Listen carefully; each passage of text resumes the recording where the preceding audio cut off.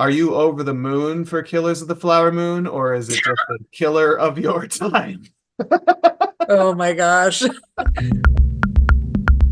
Now we're talking today about Killers of the Flower Moon. And just so you know, there will be spoilers.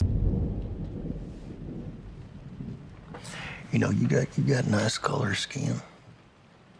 What color would you say that is? My color. I am not over the moon. I was almost under my covers asleep while I was Mm, watching Killers of the Flower Moon, unfortunately. yeah. It's a long one. It's a sit. Yeah, I'd seen it in the theater. I'm glad I saw it in the theater, because it was so just gorgeous. I mean, just every frame a painting, as they say. They really figured out how to use the Oklahoma landscape. They really knew how to fill the frame and move action around the frame. And of course, that's all the stuff that Scorsese does really beautifully.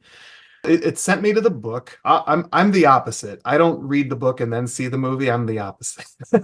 So it sent me to the book, and I was like, "Ooh, there's a better movie version of this, based on what I'm reading here." Because it was just so like devoid of tension. I don't think that it did enough to decenter whiteness, which I know was sort of their goal in making the movie by kind of making it about a little bit more about Molly and Ernest. Lily Gladstone, though, I think is like the one piece of the movie that keeps it from being a completely intellectual exercise. But the fact that I knew her the best and I knew her name was Molly, but I didn't know the names of almost any other Osage character was Mhm. like, ah, like I Yeah, why did I walk away with that feeling? So right. I didn't feel really pulled into the humanity of it, like mm, where I really like had a felt sense, like a visceral reaction to what mm, was happening, which makes no sense because what was happening was atrocious. But for some reason, yeah, I didn't get the tension, the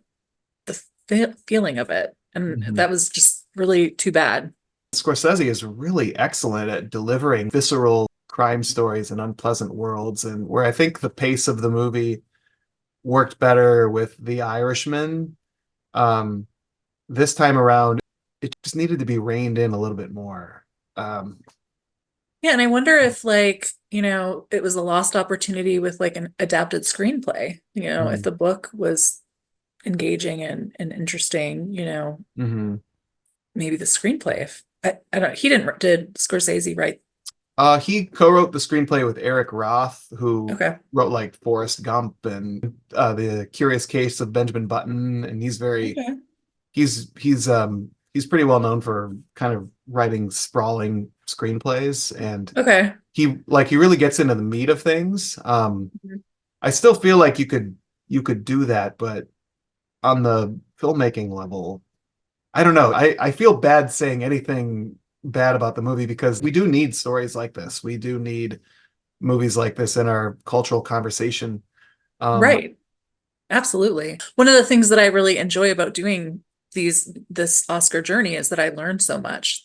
I watch movies that I wouldn't have otherwise, and I learn things that I didn't know. And this movie did that. I did learn about something I had no idea about and was, just appalling and sad and disturbing and all of that, right? yeah. So it did achieve that, and I agree. I am all for more movies like that. Mhm. Just wish Yeah. it could have, you know, hit the mark a little bit more with the Yeah. tension and the Mhm. emotionality. Yeah. I do think they were trying to do both, like deliver the goods as a movie story and also illuminate a dark chapter of American history. Um, it just felt like it had all the right ingredients, but none of the right proportions. Like, they could have spent a little bit more time on this and a little less time on that. Uh, Right. And you yeah. had mentioned once when we chatted about how originally Leonardo DiCaprio was, a potential for playing the detective role. Yeah. And I Yeah. think that may have been, if there was a little more focus on that and you brought a talent like that to that role. I don't Hmm. know if it would have helped or not. It seems like it may have, Right. but he did a Right. great job in his role in the film. But Yeah. Yeah. I thought he was great. I kind of like seeing him, sort of this handsome movie star playing a rube, who doesn't know how dangerous his actions really are.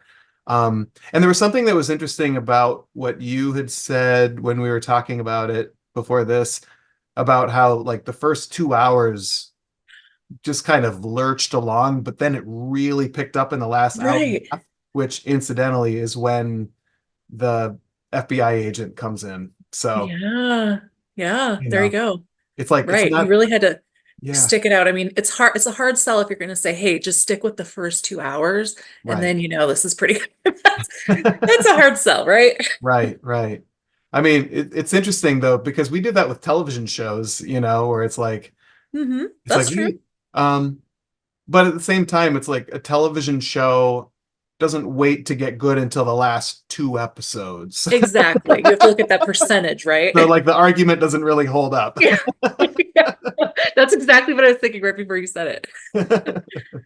Yeah, Yeah. yeah. No, I'm glad it exists and I'm glad it's, available and people can take their time with it. But yeah, it just kind of missed for me. Yeah. Hey everybody, thanks for watching. We're going to be doing some more of these videos talking about Oscar-nominated films, so yeah, stay tuned.